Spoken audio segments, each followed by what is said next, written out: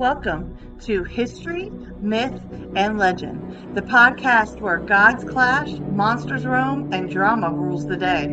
We're not here for the dry textbook versions. We're here to retell the myths your teacher skipped, the wild, weird, and downright epic tales from the cultures around the world.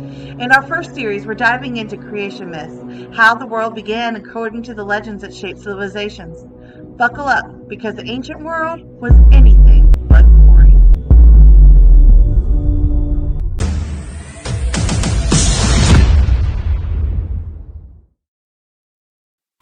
Have you ever wondered how the world came to be, but like Celtic style?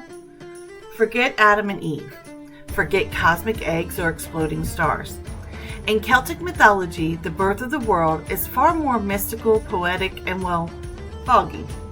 Let's take a journey through the swirling mist of ancient Ireland and Wales to uncover a tale of giants, magical invasions, and divine drama that would make even the Greek gods blush.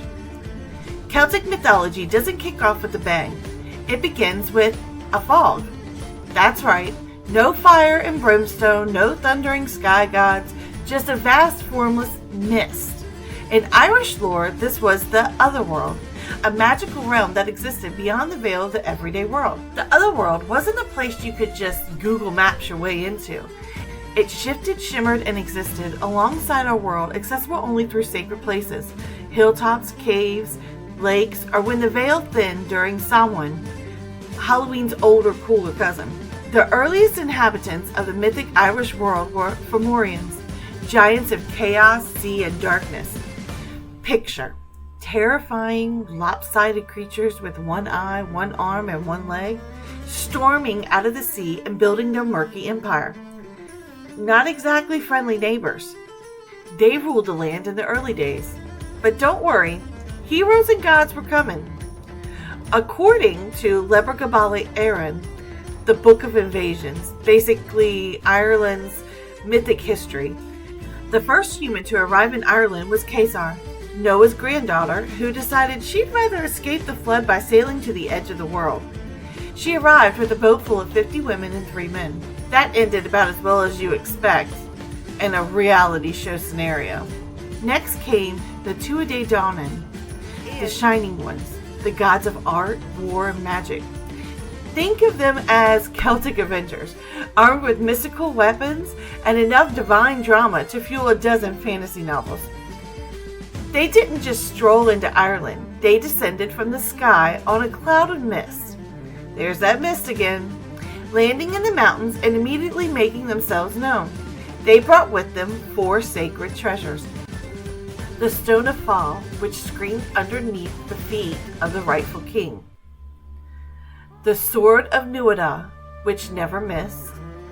The Spear of Lu, which guaranteed victory. The Cauldron of Dagada, which never emptied. They were not your average kitchen gadgets. When the Tuatha Dé Danann showed up, the Fomorians weren't exactly thrilled. Cue the epic battles. The most famous, the Second Battle of Migturn. Picture gods and giants facing off in the mist of ancient Ireland, swords glowing, magic clashing, and the fate of the world just hanging in the balance.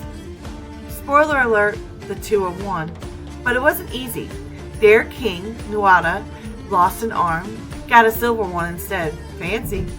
And young hero Lu became the god king by slaying the Fomorian giant Balor of the evil eye. Balor's death? His magical eye, which could kill with a glance, was forced open by a slingshot and exploded backward out of his skull. Celtic myths do not mess around. Eventually, the Tuatha Dé Danann were defeated by the Milesians, who are ancestors of the modern Irish. Instead of vanishing, however, they slipped into the Otherworld, becoming Ishi, or the fairy folk. They didn't disappear, they just changed job titles. Now they rule the fairy mounds, hidden from sight but always near, peeking through the veil and occasionally messing with mortals who forgot to say thank you or dare to disturb their sacred sites. So how was the world made Celtic style? It wasn't created. It unfolded out of mist and myth, sea and sky, gods and giants, battles and beauty. The world wasn't built by a single creator. It was shaped by many hands, lost in time, and remembered through stories passed down by firelight.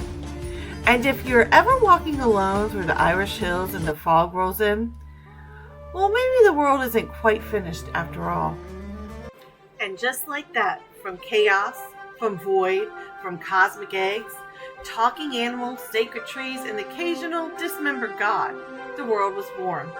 Over the past few episodes, we've been seeing the universe spun from spiderwebs, sung into being, sculpted from clay, and even bartered into existence by gods with questionable negotiation skills.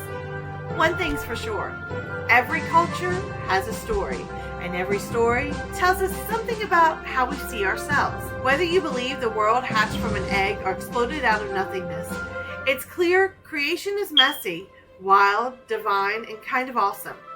But don't pack up your scrolls and star charts just yet. We have a few more creation stories to share with you before our next series. Then, we're exploring what comes after creation. Think floods, fire, giants, and maybe a little divine sibling rivalry. You know, typical growing pains of a brand new universe. I'm Penny, and this has been History, Myth, and Legend. Thanks for joining me on this mythic journey through the beginning of everything. Until next time, stay curious, stay legendary, and remember, all great stories start with a spark. Or a really loud bang.